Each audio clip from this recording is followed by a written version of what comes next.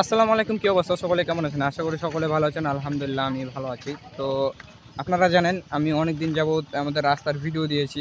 তো আমাদের ১ কিলোমিটার রাস্তা হওয়ার কথা ছিল। তো অলরেডি ১ কিলোমিটার রাস্তায় যে সবকিছু কমপ্লিট হয়ে গেছে। এখন পিচ ঢালাই চলবে।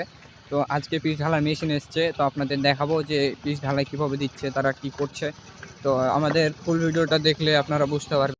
আমাদের আজকে বলল যে বাকি যে ২ কিলোমিটার রাস্তা বাকি আছে ওগুলো এবছরের ভিতরে হবে ইনশাআল্লাহ। মেশিন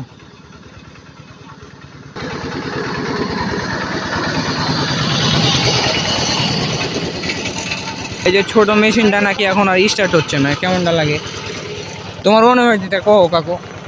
একদম খারাপ খারাপ মানে মানে একবারে রাস্তা হবে আমরা দেখবো, তাই জন্য আমরা রয়ে আছি। তো চান্দি ফুটা হলো আর এদিকে দেখতে স্টার্ট হচ্ছে না, আমার মেজাজটা খুবই গরম হচ্ছে রোদের উপর। তো তুমি কিছু কথা বলতে চাও?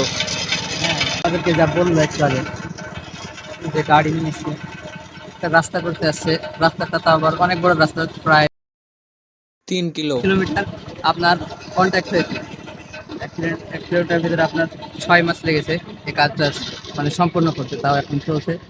তো যে কারণে এত দেরি লাগবে, তাদের সমস্যা, এই যে যান্ত্রিক সমস্যাগুলো, তাদের নষ্ট নষ্ট গাড়ি নিয়ে এসছে তাদের, এই যে এখন কাজ করছে। এই যে দেখেন কাজ চলছে এখন, মেশিনে পাওয়ারে কাজ করছে না। ফাইনালি আমাদের মেশিনটি স্টার্ট হয়ে গেছে।